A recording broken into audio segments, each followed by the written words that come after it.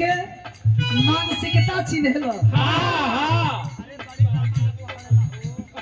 अरे डॉक्टर हो डॉक्टर। गाजीपुर के धरती है। ऐजा के लोग बिरहा के बड़ा परखी होलो। अरे वाह बिरहा के नैहर मानल गई भाई। वाह वाह आग लागल बा वही में तू आग लगावे के प्रयास में बड़ा। कोनो दुल्हन के भी हाले साल के बेचारी के ओहो गवना भइल बा यही लगन में। मचो वाला में मैं लड़की के सपना होला कि वहाँ के हमारे बढ़िया मिलती हमार राजा जी के लेकिन आए हाय रे करम फूट गई। का हो एगो बाबू दुल्हा देखलन तो वो घचाके मिल गई। अच्छा एगो दुल्हा मिलबो कई तो कहेला आपे लोग कहेला के धरती पर मर्द दो किस्म के होलन। अरे वाह कैसन कैसन एगो मर्द होलन जोगी या दूसर का मर्द होलन भोगी। अरे वाह के जोगी हो या के भोगी हो ये तो आज फैसला नहीं हो पाओ। के कह तो भैया बेचारी परेशान भी है कि का कही हमार बाबू ऐसने लड़का खोज दिहलो। हमार मर्द जौन बा भोगी ना ई जोगी है। अरे वाह जब सोचे नहीं कि तनी बढ़िया से बोलित बतियाई तेकर खाली ड्यूटी है। जब बोले बतियावे के टाइम आई हाँ तो लागी हुआ सरंगी बजावे ऐसे कर लो मने वही में घुलावेला कहो के जी काहे देखी बोलो जान गई कि मेहरारू छोड़ी ना तो लगी अगरबत्ती डोलावे। परेशान भी है बेचारी कहती है पड़ोसी से का कहे अरे चोरहली जवानी पे हाथी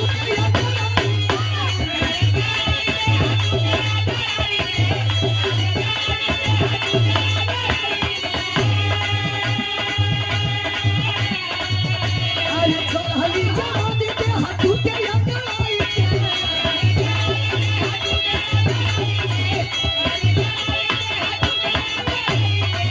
अरे चोरहली जवानी पे हाथी के लगाई सजना भागे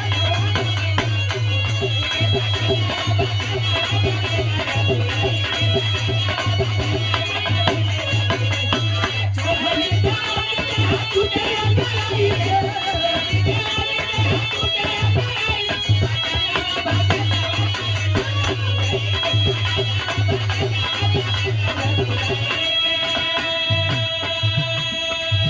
का कोई है बहिनी हो गेल हो अरे वो सब शादी के पहले ना बताओ नहीं जा तनी को हम जान रहते कि हमर मरो कैसे मिली ना।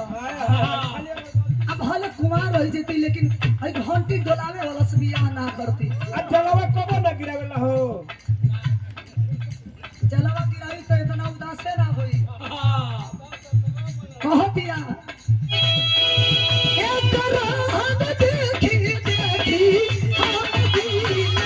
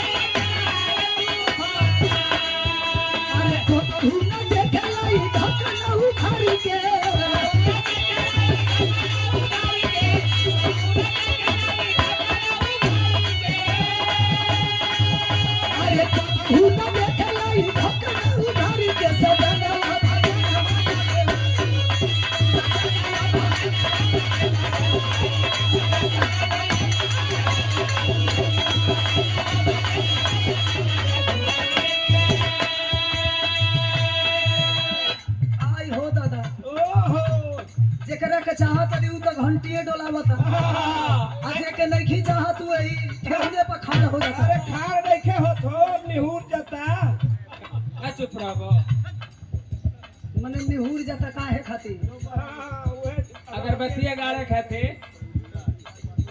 शहीदी धरती गाजीपुर के हवन तो का करी बिना निहुरले काम कहाँ होला। मैं काम में नहीं का पड़ेला। हाँ हाँ खूब निहुरा दे हेलो भैया। आई एकदम तो बंद हो गेल बा भैया। आई कहाँ तू काहे ऐसे करत रह तू? तनी बढ़ा दे ऊपर वाला। है देखा तो आई कितना ही घुस के है तेरे सट के बोला तनी वहां पे जैसे भाव भाव बोला था। हेलो उठाइए आवाज उठाइए शुरू में बड़ा बढ़िया रहा। हेलो हेलो बेटा में मत बोले क्लियर बोलो भाई भैया। हेलो हेलो हाँ तो हो गई। हेलो